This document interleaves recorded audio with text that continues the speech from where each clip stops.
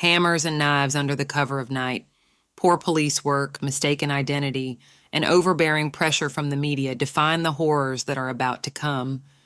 The late 1970s marked a period of stark economic decline in Yorkshire, particularly in its industrial cities. During this time, Yorkshire experienced the devastating effects of trickle-down economics brought on by the decline of the coal mining and manufacturing industries in the area. This ultimately led to a rise in unemployment, a diminishing economy, and troubled communities. Yorkshire, with its strong cultural and historical roots, held on to traditional values. Close-knit communities were a hallmark of the region, and there was a sense of pride in local identity and heritage. Despite economic challenges, Yorkshire retained a vibrant cultural scene. The region continued to celebrate its rich history, and cultural events, arts, and traditions persisted, providing a sense of continuity in the face of broader changes. Alongside traditional values, the late 1970s saw the emergence of modern challenges, including discussions around gender roles, women's rights, and the evolving nature of societal norms. Born on June 2, 1946 in Bingley, West Yorkshire to John Sutcliffe and Kathleen Coonan, Peter Sutcliffe would soon experience a troubled and disturbing upbringing. Kathleen, a victim of domestic violence and likely suffering from extreme emotional distress throughout her pregnancy, gave birth to Peter prematurely, resulting in a 2-week stay in the hospital. John, a violent alcoholic, is reported to have broken a beer glass over Peter's head for sitting in the wrong chair at Christmas dinner when he was only 5 years old. Throughout Peter's childhood, John would often refer to his son as a wimp, always hanging from his mother's apron, a mommy's boy. He would also frequently beat his children with his belt. Kathleen, on the other hand, adored her son, often garnering him with attention. In light of the abuse he suffered from his father, Peter saw his mother as perfect. Then, in 1970, John posed as Kathleen's lover. He took Peter and his other children and lured her to a local hotel in order to expose her infidelity. As the children watched, he pulled lingerie from her purse. Later on in his life, Peter became obsessed with voyeurism and spent much of his time watching sex workers and their clients. The self-proclaimed loner left school at 15 years old and spent several years working odd jobs, including a grave digger at the Bingley Cemetery in the 1960s. He developed a particularly dark sense of humor thanks to this job. He also seemed to enjoy this job more than he should have. According to his co-workers, he would consistently volunteer to work overtime washing the corpses. After this, he worked several other jobs before finally becoming a truck driver. As a young man, Peter was alleged to have often hired sex workers. It's believed that one of these sex workers and her procurer conned him out of his money. Another popular account is that he never sought out the services of these women, but also notes that he was obsessed with them and would regularly watch them solicit on the streets of Bradford and Leeds. Peter met a young girl, 16-year-old Sonia Surma, the daughter of Czech refugees, at Royal Standard Pub in Bradford's red light district in February of 1967. They later married in August 1974. She was studying to become a teacher when she was diagnosed with paranoid schizophrenia. Her relationship with Peter was a domineering one, with her being known to treat him like a misbehaving schoolboy. On the other hand, during her frequent bouts of unprovoked rage, Peter would occasionally have to restrain her by pinning her arms down at her side. After several miscarriages, the couple was informed that Sonia would never be able to have children. She would start an affair with an ice cream van driver soon after. Sutcliffe's first documented assault was on an unnamed female sex worker in 1969. He met this woman while he was allegedly searching for another woman who had stolen money from him. He got out of his friend Trevor Birdsall's minivan and walked up the road until he was out of sight. He was out of breath when he returned to the van, as if he had been running, and told Birdsall to drive off quickly. Peter said that he followed this woman into a garage and hit her over the head with a stone stuffed in a sock. When he hit her, the sock ripped, the stone fell out, and he took off. Fortunately, The unnamed woman remembered the license plate number on the van and reported the attack to the police. The next day, Sutcliffe admitted to the police that he hit her, but said that he had used his hand. To the misfortune of the women of Yorkshire, his first victim did not press charges.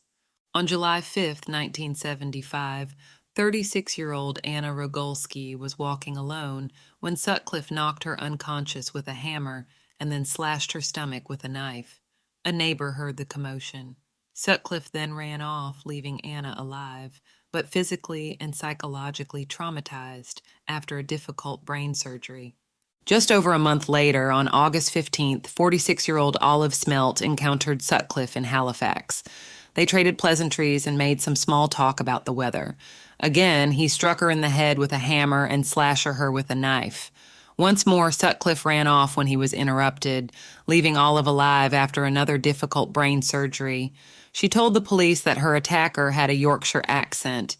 This was ignored, as was the fact that neither she nor Anna were in areas with a red light district. 12 days later, on August 27, Tracy Brown met Sutcliffe in Silsden while she was walking along a country lane. They walked together for almost a mile, about half an hour, before he hit her in the head with a hammer 5 times. He was interrupted again, leaving her struggling for her life. She, like the others, required brain surgery. Tracy Brown was only 14 years old at the time. Sutcliffe would kill one of his victims for the first time on October 30th, 1975. 28-year-old Wilma Mary McCann, a mother of 4, was last seen leaving her home in Leeds. In the grotesque and brutal attack, Sutcliffe struck her in the head 2 times with a hammer, stabbed her 2 times in the throat, 2 times under the right breast, 3 times under the left breast, and 9 times in the stomach. Her murder was followed by an extensive police investigation involving 150 officers and over 11,000 interviews. This investigation ultimately turned up nothing. He next murdered 42-year-old Emily Monica Jackson in Leeds on January 20th, 1976. After falling on hard times, Emily's husband persuaded her into sex work. Sutcliffe picked her up outside of a pub, took her to a dilapidated building about half a mile away before hitting in the head twice with a hammer, stabbed her in the neck, chest, and abdomen a total of 52 times with a sharpened screwdriver, and stomped her thigh, leaving an imprint of his boot. Several months later, on May 9th, 20-year-old Marcella Claxton was walking home from a party. Sutcliffe offered her a ride home. She accepted. On their way, Marcella asked him to pull over so she could relieve herself. Peter obliged and subsequently attacked her from behind with a hammer. At the time of the attack, she was 4 months pregnant. Marcella survived the attack but suffered a miscarriage. She required several extensive brain surgeries and suffered from intermittent blackouts and chronic depression. February 5, 1977, Sutcliffe murdered Irene Richardson, a 28-year-old sex worker in Chapeltown. He beat her to death with a hammer and stabbed her in the stomach 3 times before mutilating her body with a knife. A set of tire tracks near the crime scene lead to a long list of potential suspect vehicles. 32-year-old Patricia Atkinson Mitra was murdered in her Bradford apartment 2 months later on April 23rd. Sutcliffe hit her 4 times in the head with a hammer, pulled down her pants, exposed her breasts, and stabbed her in the abdomen 6 times. Along with her body, police discovered a boot print on her sheets. 2 months after that, on June 25th, 16-year-old Jane Michelle McDonald met her friends at the Hofbrauhaus in Leeds. She missed the last bus home and went back to one of her friends' houses to wait for her sister to come pick her up. After waiting for about 45 minutes, she started walking home when she was attacked by Sutcliffe around 2 in the morning. Her body was discovered later that morning, around 9:45, by several children on a playground.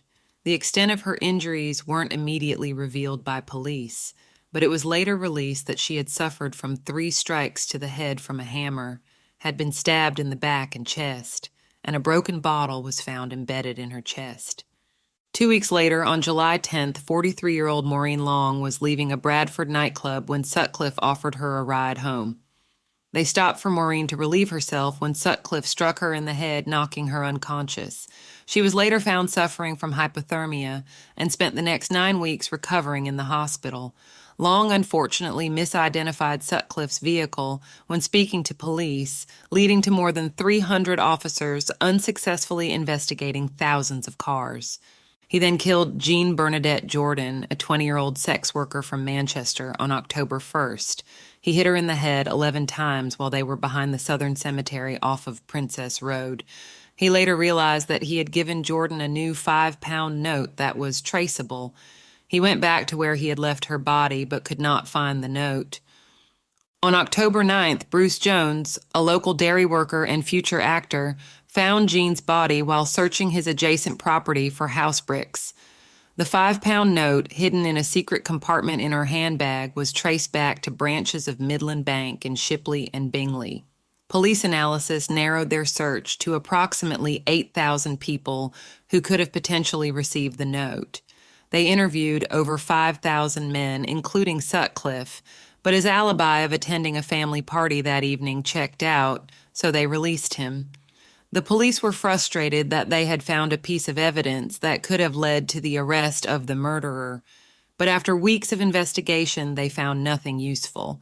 Sutcliffe attacked Marilyn Moore, a 25-year-old sex worker, on December 14th in the back of his car.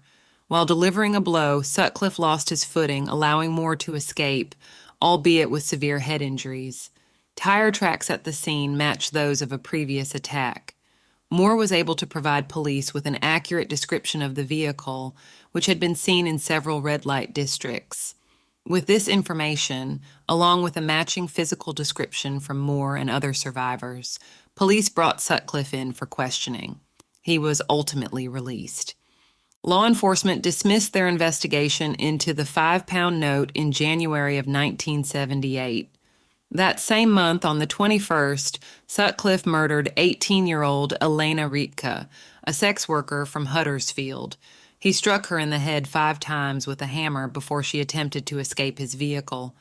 Upon her exit, Sutcliffe stripped most of the clothes from her body, leaving her bra and sweater pulled up, exposing her. He then stabbed her in the chest repeatedly and left her body under railway arches in Garron's timber yard, where she was found 3 days later. Sutcliffe later told police, "I had the urge to kill any woman. The urge inside me to kill girls was now practically uncontrollable." Several months later, on May 16th, Vera Evelyn Millward, a 40-year-old sex worker, told her boyfriend that she was going out to buy some cigarettes, but failed to return home. Sutcliffe picked her up, and after she got out of his car, he attacked her with a hammer. Once she had died, Sutcliffe dragged her body across a fence and stabbed her repeatedly. On April 4th, 1979, Sutcliffe attacked 19-year-old shop clerk Josephine Ann Whitaker in Seville Park Moor, Halifax, as she was walking home. He hit her from behind with a hammer. He hit her again as she lay on the ground, fracturing her skull from ear to ear, before stabbing her 21 times in the chest and stomach with a screwdriver, 6 times in the leg, and finally violating her with the screwdriver. Despite critical forensic evidence, police efforts were derailed for several months after receiving a tape from the alleged murderer. This tape taunted the man leading the investigation, Assistant Chief Constable George Oldfield of the West Yorkshire Police. The tape, with the voice of a man with a Wearside accent, contained this message: "I'm Jack. I see you're having no luck catching me. I have the greatest respect for you, George, but Lord, you're no nearer catching me now than 4 years ago when I started." Linguists narrowed the accent down to the Castletown area of Sunderland. Police then began their search for a man with a Wearside accent. The hoaxer, dubbed Wearside Jack, sent 2 letters to the police and Daily Mail in March of 1978. These letters claimed responsibility for the murder of 26-year-old Joan Harrison in 1975 and were signed Jack the Ripper. The hoax case was reopened in 2005, with DNA samples taken from the envelopes being entered into the national database. The DNA samples matched those of John Samuel Humble, an unemployed alcoholic from Ford Estate, just a few miles from Castletown. He had previously been entered in the database following a drunk and disorderly charge in 2001. On October 20th, 2005, Humble was charged with attempting to pervert the course of justice for his letters and tape. He was found guilty on March 21st, 2006, and sentenced to 8 years in prison. He passed away July 30th, 2019, at age 63. Returning to Sutcliffe's crimes, he murdered Barbara Janine Leach, a Bradford University student, on September 1st, 1979. He left her body under a pile of bricks near the university. Following the murder of yet another Yorkshire woman who wasn't a sex worker, an expensive publicity campaign ensued, with an emphasis on the connection to Wareside. Even with the false lead, Sutcliffe was interviewed at least 2 times during this campaign. Despite being on a list that had narrowed to 300 people in connection to the £5 note and other mounting forensic evidence, he was released because he didn't have the accent investigators were looking for. Sutcliffe was pulled over and arrested for driving under the influence on June 26, 1980. His trial was set for January 1981. In the interim, he would go on his final spree of violence. On August 20th, he murdered Marguerite Walls, a 42-year-old civil servant. She left her office sometime between 9:30 and 10:30 that evening, walking to her Farsley home. He beat her over the head with a hammer, shouting, "Filthy prostitute." He then tied a rope around her neck, strangling her, and knelt on her chest before removing her clothing, leaving only her tights. He drug her body about 60 feet to a high-walled garden, loosely covering her with leaves and grass. He attacked Upadhyay Bandara, a 34-year-old doctor from Singapore, on September 24th. He followed her into an alley and struck her with a hammer. He got startled, drug her around with a rope around her neck, and fled. I apologize for any mispronunciations.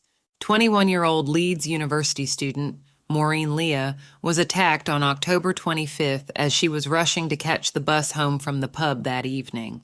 She awoke in the hospital with major injuries including a puncture wound in the back of her skull, a fractured skull, a broken jaw, a fractured cheekbone, a severed spinal cord, scratches, and bruises. 16-year-old Teresa Sykes was out shopping with her boyfriend on November 5th when Sutcliffe attacked her from behind. Teresa's boyfriend came running when he heard her screams, scaring off Sutcliffe. She was still in the hospital, recovering from brain surgery, when Sutcliffe was arrested on November 25, 1980. After this attack, Trevor Birdsall, the unwitting getaway driver from the 1969 attack, reported Peter to the police as a possible suspect. By now, Sutcliffe had been questioned and released by the police 9 times in connection to the brutal murders. Then, on November 17th, killed his final victim. She was 20-year-old Leeds University student Jacqueline Hill. She was returning to her dorm when Sutcliffe struck her in the head, removed her clothes, and stabbed her repeatedly in the chest and once in the eye with a screwdriver. On January 2, 1981, Sutcliffe was stopped by the police with Reevers, a 24-year-old sex worker in Sheffield. The police found that he had false license plates. He was arrested and transferred to Dewberry. There, they questioned Sutcliffe once more about the Ripper attacks, knowing that he fit the physical descriptions. The next day, Sergeant Robert Ring decided to return to the crime scene. He found a knife, a hammer, and a rope that Sutcliffe had hidden. A second knife was also found hidden in the toilet at the police station. A search warrant was issued for his home, and his wife was brought in for questioning. On January 4th, after 2 days of interrogation, Peter Sutcliffe admitted to the Ripper murders. Over the next day, he described his many acts of violence to the police. Several weeks later, he claimed that God had told him to murder them. He only showed remorse for his youngest victim, Jane McDonald, and became emotional when questioned about Joan Harrison, adamantly denying any connection to this murder. Harrison had previously been linked to the Ripper murders by the Wareside Jack hoax. In 2011, it was confirmed that Christopher Smith, a convicted sex offender, had committed the murder but had passed away in 2008. Sutcliffe was charged on January 5, 1980. he pleaded not guilty to all counts of murder, but instead pleaded guilty to manslaughter on the grounds of diminished responsibility, claiming to be a tool of God's will. Sutcliffe said that he had heard voices telling him to kill sex workers while he had been working as a grave digger. He claimed that these voices started coming from the headstone of Bronislaw Zapolski, a Polish man, and that the voices were that of God. He also pleaded guilty to 7 counts of attempted murder. The prosecution intended to accept this plea after Sutcliffe had been diagnosed with paranoid schizophrenia by 4 psychiatrists. The trial judge, Justice Sir Leslie Boreham, demanded a detailed explanation from the prosecution for their reasoning, and ultimately decided that the trial would go to a jury, throwing out the manslaughter plea, and dismissed the diagnoses from the psychiatrists. The trial was then set for May 5, 1981. Sutcliffe's trial lasted 2 weeks, and despite his defense counsel, he was found guilty on all counts and received 20 life sentences. The jury rejected the expert testimony of the psychiatrists. This was most likely influenced by the testimony of a prison guard who had allegedly overheard Sutcliffe telling his wife that if the diminished responsibility plea worked, he would most likely only get 10 years in a mental institution. Justice Boreham stated that Sutcliffe was beyond redemption and that he would have to serve a minimum of 30 years before the possibility of parole. This meant that Sutcliffe would stay in prison until at least 2011. On July 16, 2010, the High Court issued a whole life tariff for Sutcliffe, meaning he would never get the chance of parole. While incarcerated, Sutcliffe was attacked several times. In 1983, James Costello followed him into a recess in the hospital wing, attacking him with a broken coffee mug. In 1996, Paul Wilson asked to borrow a videotape. He then attempted to strangle Sutcliffe with headphone cables. In 1997, another inmate stabbed Sutcliffe with a pen, permanently blinding his left eye and severely damaging his right. In 2007, Patrick Serrata jumped at him with a metal butter knife, shouting, "You fucking raping, murdering bastard, I'll blind your fucking other one." Sutcliffe threw himself backwards. The knife missed his eye, impaling his cheek. Sonia obtained a separation from Sutcliffe in 1989 and was granted a divorce in 1994. Peter Sutcliffe died at University Hospital of North Durham on November 13, 2020. He'd been admitted to the same hospital 2 weeks earlier for a suspected heart attack. He also suffered from other underlying health problems, including obesity and diabetes. There was a private funeral held, and his body was cremated. In conclusion, the dark saga of Peter Sutcliffe, the Yorkshire Ripper, remains etched in the annals of true crime as a haunting chapter that unfolded against the backdrop of a changing and challenged Yorkshire in the late 1970s. The heinous acts perpetrated by Sutcliffe sent shockwaves through communities, leaving a lasting impact on the collective psyche of the region. As we've delved into the details of Sutcliffe's crimes, the investigation, and the subsequent trial, it becomes evident that the Yorkshire Ripper case was not only a story of a disturbed individual, but also a reflection of the societal complexities and shortcomings of the time. The economic decline, social unrest, and media sensationalism played integral roles in shaping the narrative surrounding the case. Sutcliffe's capture and conviction in 1981 marked the end of a reign of terror, but the scars left on the communities and the victims' families endure. The Yorkshire Ripper case prompted crucial discussions about law enforcement practices, media responsibility, and the vulnerabilities within society that allow such atrocities to occur. While the Yorkshire Ripper case has become a pivotal moment in the history of true crime, it is essential to remember the lives lost and the profound impact on the individuals and communities affected.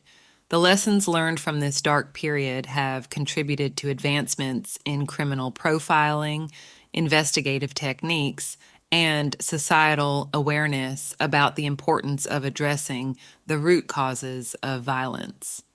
As we reflect on the Yorkshire Ripper case, we must remain vigilant in our pursuit of justice, understanding, and empathy. By learning from the mistakes of the past, We can strive to create a safer and more compassionate society that actively works to prevent such tragedies from occurring in the future. For us to keep from repeating the atrocities of the past, it is important for us to remember the evil that was Peter Sutcliffe. Furthermore, it is more important to remember the names of those whose lives were taken and forever changed. They are the first unnamed woman, Anna Rogolsky, Olive Smelt, Tracy Brown, Wilma Mary McCann, Emily Monica Jackson, Marcella Claxton, Irene Richardson, Patricia Atkinson Mitra, Jane Michelle McDonald, Maureen Long, Jean Bernadette Jordan, Marilyn Moore, Yvonne Ann Pearson, Elena Ritka, Vera Evelyn Millward, Josephine Ann Whitaker, Barbara Janine Babs Leach, Marguerite Walls, Upadhyaya Bandara, Maureen Leah, Teresa Sykes, and Jacqueline Hill. If you found this exploration intriguing and want to stay informed about more true crime stories, don't forget to subscribe to our channel. Hit that notification bell so you never miss an update, and share your thoughts in the comments below. What other cases would you like us to cover? Your engagement is what keeps the conversation alive, and together we can continue to unravel the mysteries that linger in the shadows of our shared history. Thank you for joining us on this journey through the Yorkshire Ripper case. Until next time, keep questioning, keep searching, and stay curious. Together, let's uncover the secrets hidden in the shadows.